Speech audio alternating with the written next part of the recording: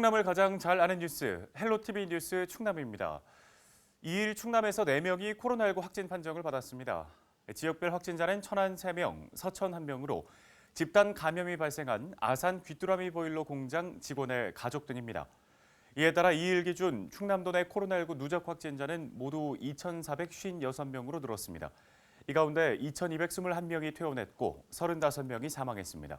현재 자가격리자는 562명입니다.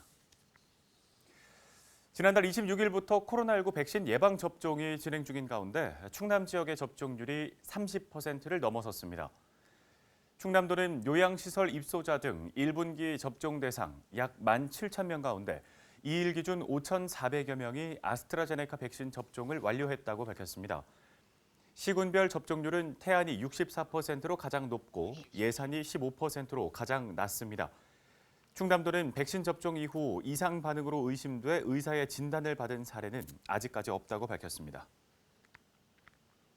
3일 오전 7시 53분쯤 보령항 앞바다에서 검은 기름띠가 발견됐습니다. 신고를 받고 출동한 보령해양경찰서는 경비정 6척을 투입해 2시간 만에 긴급 방제 작업을 완료했습니다. 해상에서 시료를 채취한 결과 검은 물질은 석탄 가루로 확인됐습니다. 해경은 인근 발전소와 석탄 운반선을 대상으로 유출 경위를 조사하고 있습니다. 다음 소식입니다. 지난달 27일부터 3월 1일까지 충남도 내 해안가에서 비어업인의 불법 개불 채취 등 위반 행위 6건이 적발됐습니다. 충남도는 비어업인의 불법 수산자원 포획 행위를 금지하기 위해 오는 31일까지를 특별 단속기간으로 지정했습니다. 3.1절 연휴 기간을 포함해 특별 단속 기간 중 비어업인 불법 포획 행위 8건과 불법 실뱀장어업 2건 등 모두 10건을 적발했는데요. 충남도는 불법 수산자원 포획을 금지하는 현수막을 도내 해수욕장에 걸고 어촌계를 통해 불법 행위 계도 방송을 진행하고 있습니다.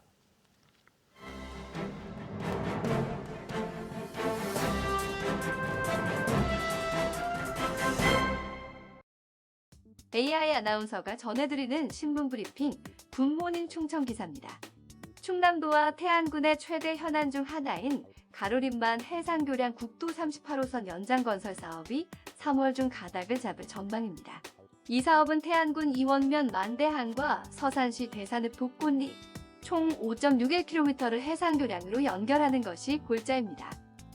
가로림만으로 끊겨있는 태안과 서산을 해상교량으로 잇자는 것입니다.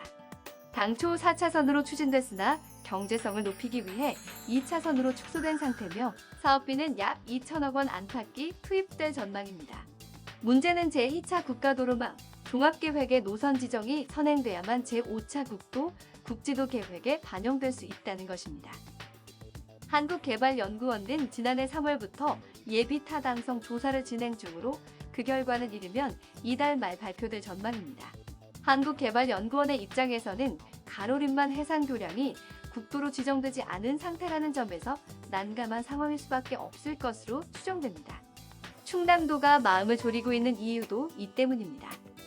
가로림만 해상교량이 제2차 국가도로망 종합계획에 조속히 반영되지 않을 경우 최장 10년을 또 다시 기다려야 할 수도 있을 것으로 우려되고 있습니다. 도 관계자는 2일 굿모닝 충청과의 통화에서 가로림만 해상교량은 현재 국도가 아님에도 충남도의 많은 노력으로 현재까지 오게 됐다. 국도 38호선 노선 지정과 가로림만 해상교량 건설이라는 투트랙으로 가고 있다며 노선 지정이 시급하다고 강조했습니다. 홍승광 건설정책과장도 이날 오전 도청 중회의실에서 열린 7구 원장회의에서 가로림만 해상교량의 경우 노선 지정이 되지 않아 어려움을 겪고 있다. 3월 중에는 반드시 해결해야 한다며 도 지휘부가 기획재정부를 방문해달라고 요청했습니다. 지금까지 AI 아나운서가 전해드리는 신문 브리핑이었습니다.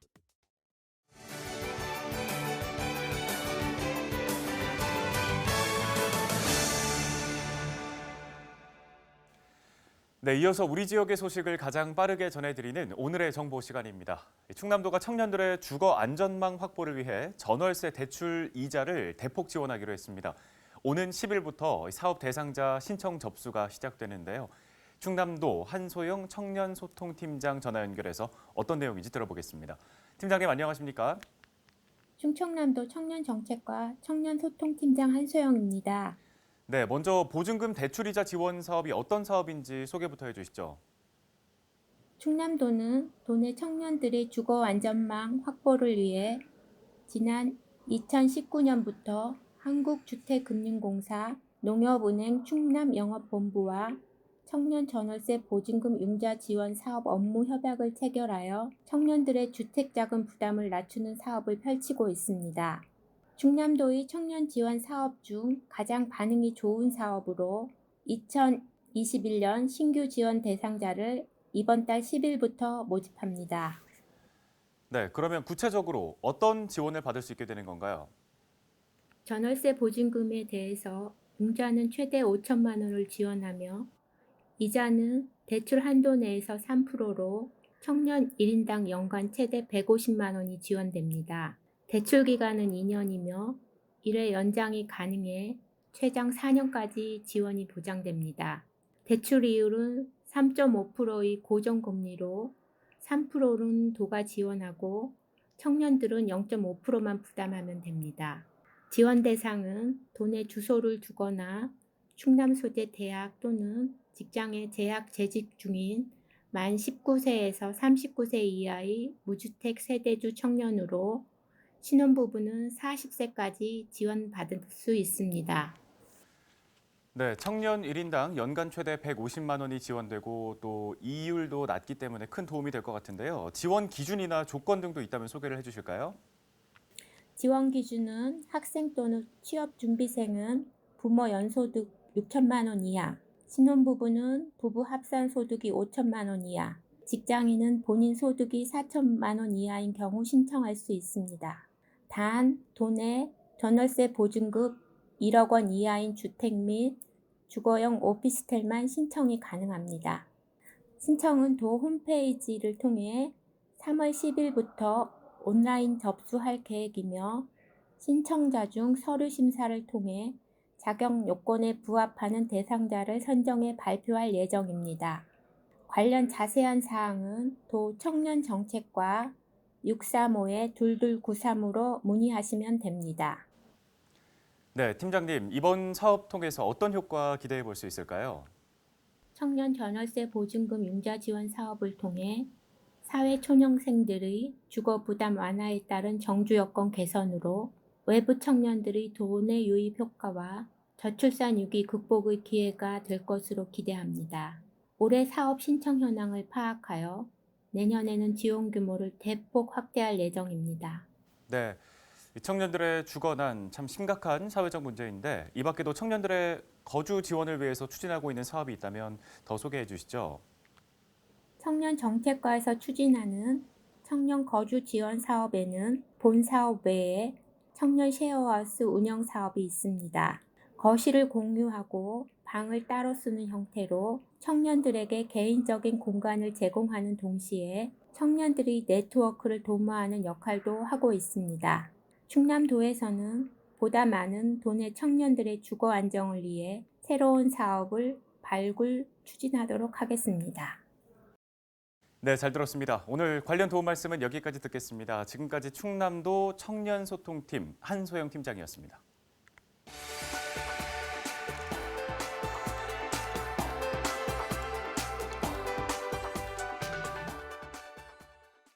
지역 소식 이어갑니다. 충남도가 돌봄 사각지대를 해소하기 위해 저녁 시간에도 돌봄 교실을 운영하기로 했습니다.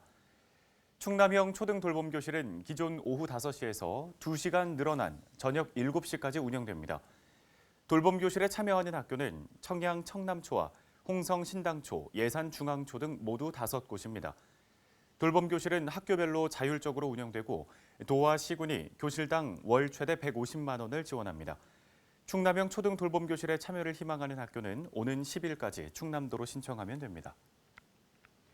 충남도가 주요 농산물 가격 안정제 대상 품목을 기존 2개에서 5개로 확대했습니다.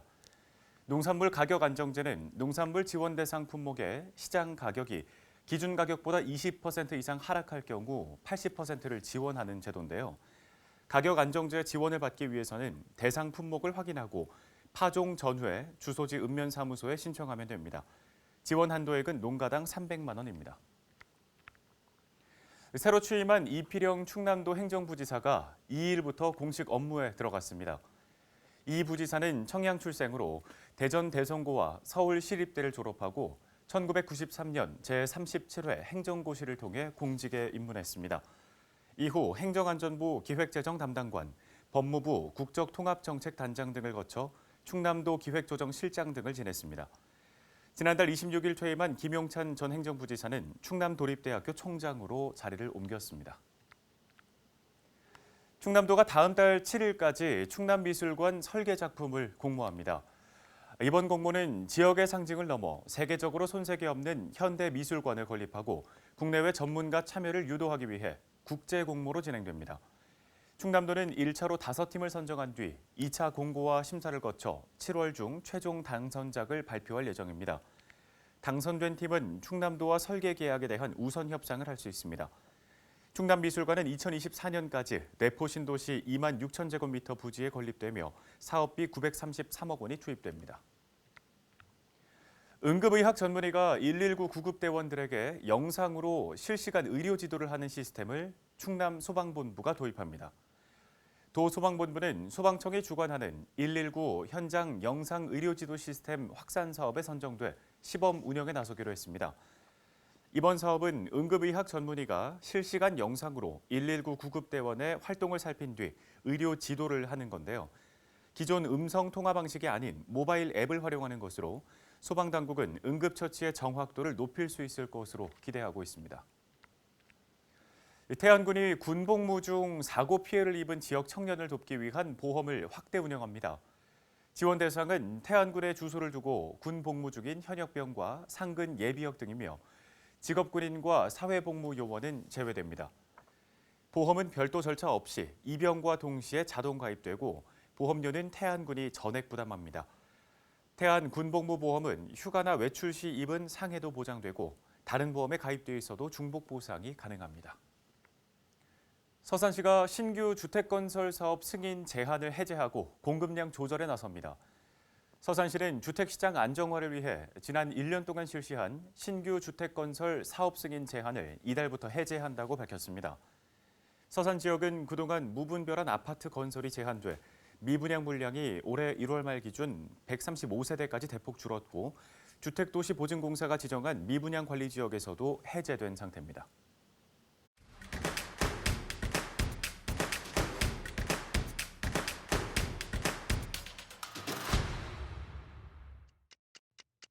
태안군이 만리포 해수욕장 일대에 바다 위를 거닐며 소나무 숲을 즐길 수 있는 산책로를 조성했습니다. 만리포 해변 위쪽 끝자락에 위치한 무딱섬 산책로는 115m의 산책로와 180m의 해상 인도교로 이루어져 있는데요. 태안군은 최종 마무리 점검 후 이달 안으로 산책로를 개방할 예정입니다. 홍성군 국민청소년체육센터가 2022년 6월 준공을 목표로 첫 삽을 떴습니다. 홍성군 장애인 스포츠센터 인근에 건립되는 체육센터는 지하 1층, 지상 2층에 연면적 4천여 제곱미터로 조성되는데요. 센터 안에는 16레인의 볼링장과 헬스장, 실내 체육장 등 다양한 시설이 들어섭니다. 당진시가 당진 평택항 대법원 선고 후속 조치에 대한 회의를 개최했습니다. 이번 회의에서는 대법원 선고에 따른 경제적 손실 보전 방안과 당진항 개발 육성 방향에 대한 논의가 이루어졌습니다. 당진시는 시민들의 의견을 수렴해 시의 요구사항을 정부에 요청할 계획입니다. 올해 서산시 유해 야생동물 피해 방지단이 운영을 시작했습니다. 32명으로 구성된 방지단은 연말까지 포획 활동을 진행하는데요. 서산시와 서산경찰서는 방탄모 등의 안전장비를 지급하고 피해 방지단을 대상으로 포획 활동 시 준수사항 등에 대한 사전 교육을 진행했습니다. 지금까지 25초 뉴스였습니다. 저희가 준비한 소식은 여기까지입니다. 함께해 주신 여러분 고맙습니다.